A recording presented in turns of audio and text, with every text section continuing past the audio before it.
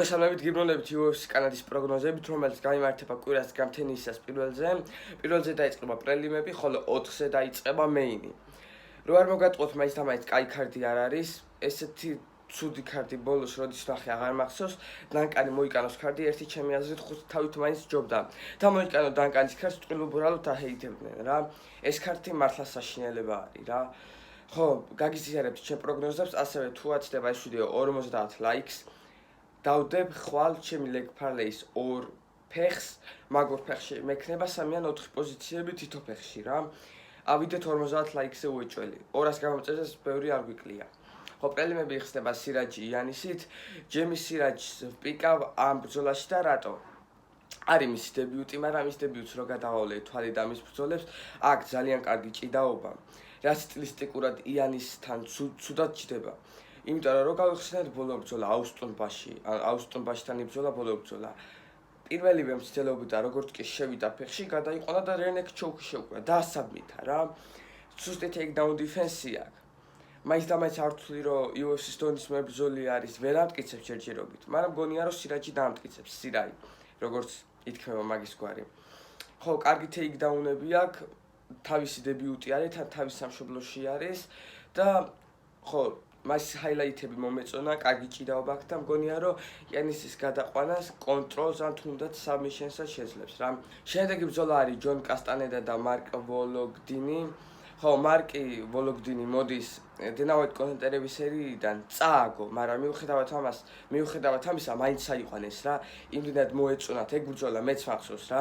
უყურებდი და მართლა კაი ბრძოლა იყო და იმენა სისხლიანი შეხაობა ჰქონდა პირველივე ბრძოლაზე და თუმცა ვფიქრობ რომ ბანტამვეითისთვის პატარა არის და კარგი იქნება ფლაივეითში თუ ჩავა. ამ ბრძოლაში ვფიქავ ჯონს ტიპს მონგაფუროვთან აქ ბრძოლა გამოვლინი ლათიალურთან, ხო გაფუროვი დამარცხებული წავს. ბოლო ბრძოლა ქრისთანაც მოგება შეელო სპლეტი დასრულა ის ბრძოლა რა.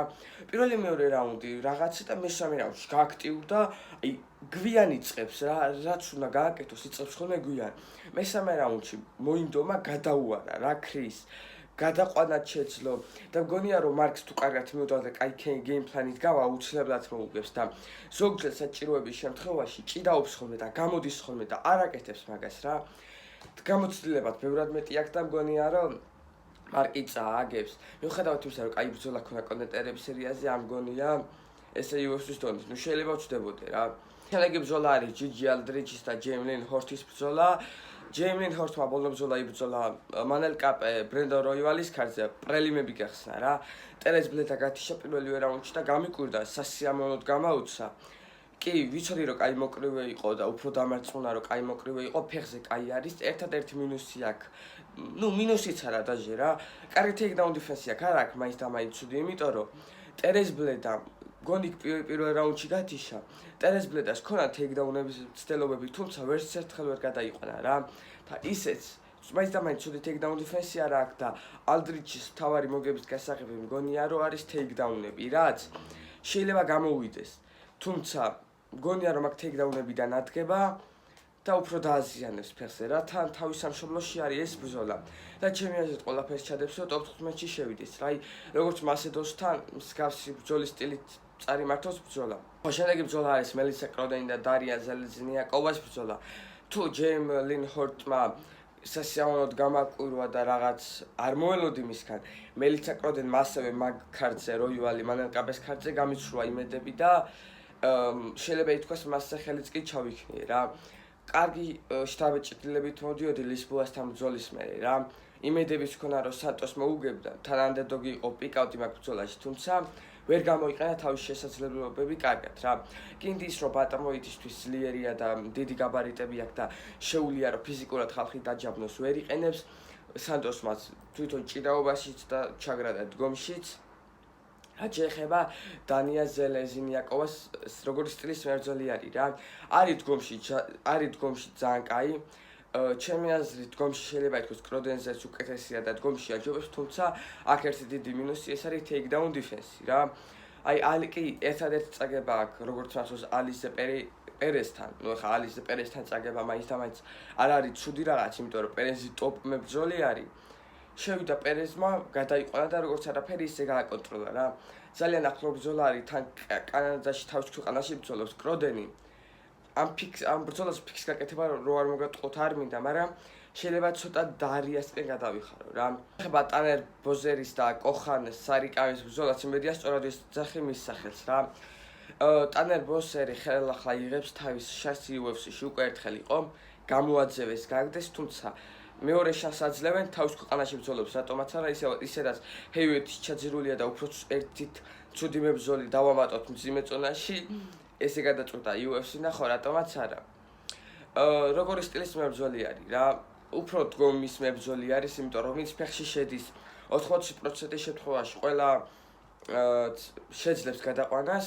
იონ კუტელაბამ შეძლო ილატიტმა შეძლო კუტელაბამ რო გადაიყვანა იქ ტექნიკური ნოკაუტით იცით როგორ მოიგო იქ ბოსერი დგებოდა და просто სახში უტყავდა დაწყობს იხებდა და როგორც არაფერი ისე დგებოდა რა და იქ უკვე მე რეფერმა გააჩერა და ხო გამძლე მებრძოლია ძალიან ჭამს დარტყმებს იქ რო გადაიყვანა და უტყა იმენა გრუშარი პარტერის გრუშარი ჩეულებრივად რა და ეს ხო კასარი კი დებიუტანტი არის პირველად დებიუტს ატარებს ახლა და საერთოდ მგონია რომ ეს ბრძოლა ან მესამე რაუნდი დაიწყება ან დისიჟენამდე მივა რა მგონია რომ სარიკამი გადაიყვანს იქ გააკონტროლებს და ძალიან მოსაწყენი ბრძოლით მივა საჯების გადაწყვეტილამდე ეს ბრძოლა რაც ეხება ლებლანიკი რობერტ ვალენტინი რა ლებლანიკის დებიუტიც არის და რო გადავავლეთ საშინლად ნელი არის რა შეიძლება რაღაც კამერა slow motion-ზე იყო დაყენებული და მაგიტო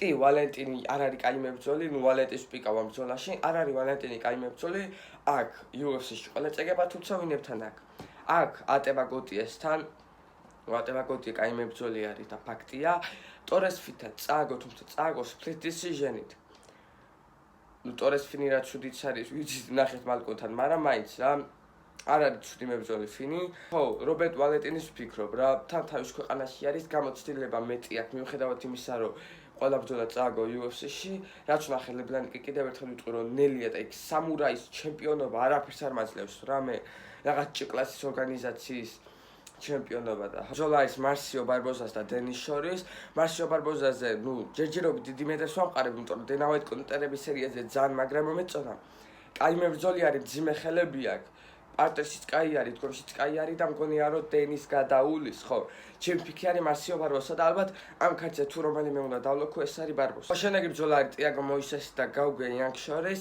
რა მაგარი სახელი აქვს გაუგე ახლა ბრძოლა მგონია და დასაფრთხილებლად ძალიან ძნელი იმიტომ რომ ტიაგო მოისესი როგორი მებრძოლი არის რა უფრო და უფრო ყოველი ბრძოლაში უფრო და უფრო ცუდი გამოდის რა კი აქ წაგებები თუმცა უნებთან აქ კი გორდონმა იქ ცუდ დარტყმაზე დაიჭირა მაგრამ გორდონი არ არის ცუდი მებრძოლი ჩემი აზრით თავის დროზე პედი პიმლეტი ის იყო ვინც პირველად პედი პიმლეტი დაამარცხა და გაქურდეს ლუდოვიტ კლეინთან წააგო და კლეინი დგომში ძალიან კარგი მებრძოლია და ერთ-ერთი კარგი არის ლაითვეით შეიძლება ითქვას დგომში ოღონდ და ბენუა სენდენისთან რა ასევე მელკიზელ კოსტა წავს დამარცხებული და მელკიზელი კოსტა მოდის და მგონია რომ ალენი გადაულის აი კოსტა მეზიზღება ვერ ვიტანდა გაუგესაც შეეხება უნივერსალი არის ფეხზე კარგი არის ზოგჯერ საჭიროების შემთხვევაში ჭიდაობს კიდევაც დენავეთ კონტერების სერიაზე წააგო ხუენ სალკილთან დებიუტი და სალკილდი რა კარგი მებრძოლი არის ეხა ბენელ დარიუშის ყბა მოგვაქვს და ამ ბრძოლაზე ჯერ ფიქს არ გავაკეთებ თავს დავისხევ რა Instagram-ზე გავაკეთებ ბოლოს საათებში ამ ბრძოლაზე ფიქს. ბრძოლა არის კარინა სილვა და იასმინ იასუდავიოსი. ეს იასმინი რა კარგ სერიაზე მოდიოდა. იცით 6 მოგებიან სერიაზე მშვენივრად იყო ერთი მოგება და შეიძლება უკვე ტიტულზე ბრძოლაც მიიღო, მაგრამ მანონ ფიუროტმა რა მუხლზე დაიჭირა, იცით? ალენი რეინედერიდერის კარზე. იმენა ხო რა მუხლი გაუტარა და იქ მოუგო ტექნიკურ ნოკაუტით. ხო მგონია რომ იასუდავიუსი გაიმარჯვებს რა თუმცა კარინეს სილვას გრეპლინგი ცოტა საშიში მგონია მანდელნალო ჯაი ჰერბერტი მგონია რომ მანდელნა არჯვებს ერთი სიტყვით მისი დებიუტი არის და კარგი პარტერში როგორც ნოკაუტი ისევე სამიშენი შეუულია ერთი ბრძოლაც არ აქვს ტიპს დისიჟენამდე გაყვანილი იმენა ფინიშერია და ძალიან მაინტერესებს ლაითვეიტში მანდელნალოს სახით რა მებრძოლს ვიხილავთ და შეიძლება ითქვას Lightweight-ში კიდე ერთი კარგი და სანახაობრივი ტიპი დაემართა რა. ბრძოლა არის Kyler Phillips-ი და Charles Jourdain-ი რა.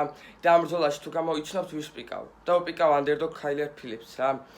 კი, Jourdain-მა კარგი გადაწყვეტილება მიიღო თავის კარიერულად, კარგი გადაწყვეტილება მიიღო, რომ featherweight-იდან ჩავიდა bantamweight-ში, სწორედ იყო, თუმცა Kyler Phillips-ი მგონია რომ გაიმარჯვებს და რატო რა? კი, ცუდი კარდიო აქვს. Vinicius Oliveira-სანაც პირველი რაუნდი დაიწყო მშვენივრად, თუმცა მეორე-მესამე რაუნდებში იღლება და ეს არის მის ყველაზე დიდი მინუსი. თუმცა ძალიან დამაზიანებელი არის. კარგი მძიმე დამრტყმელი არის. მგონია რომ პირველ რაუნდს გაიმარჯვებს, მეორე რაუნდშიც ვფიქრობ რომ პირველ და მეორეც გაუჭირდება, მაგრამ მგონია რომ წამოიღებს რა და მესამეს ხშირ შემთხვევაში თმობს ხოლმე.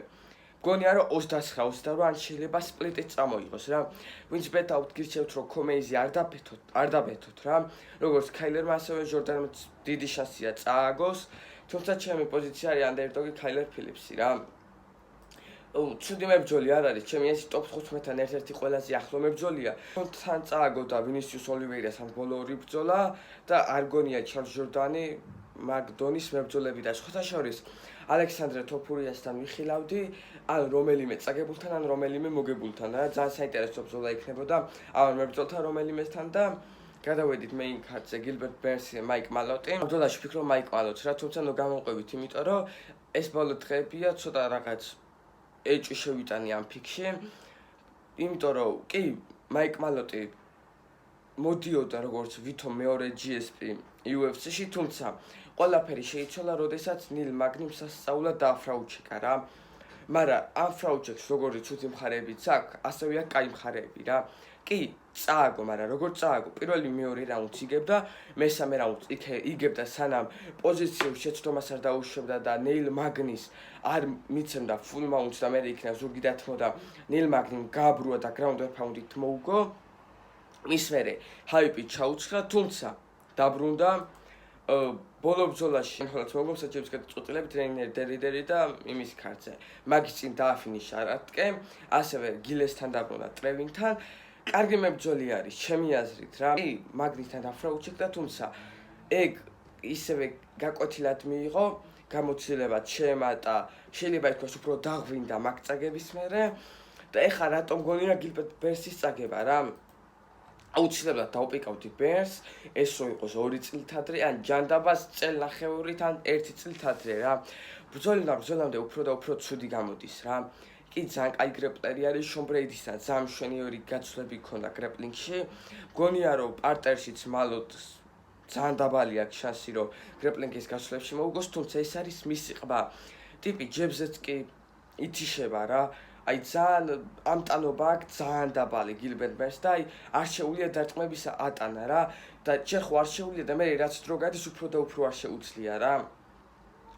ახლა მაინც ახლა Brady-სთან, Jack Della Maddalena-სთან და Morales-თან წააგო ახლა ვინმე ისეთებთან არ წაუგია რომ თან ახლა Malott-თან ჩამოწერო და არ ვიცი თქვენ რას ფიქრობთ. Malott-ისკენ ხრები ცოტა, თუმცა გამიკვირდება რომ Gilbert Burns-მა გაიმარჯვოს და fraud Malott-ი ხელახლა დაფრაუჩეკდეს. ეს არის ჩემი პოზიციები, თუ ატდება 50 ლაიქს ვიდეო, ჩავწერ ჩემ 2 leg parlay-ს. და ასევე თქვენი პოზიციები დაწერეთ და ვისი პოზიციაც აღმოჩნდება სწორი, შემდეგ ვიდეოში გამოვა ჩემ კომენტარებს ვიდეოში. ნახვამდის დროებით.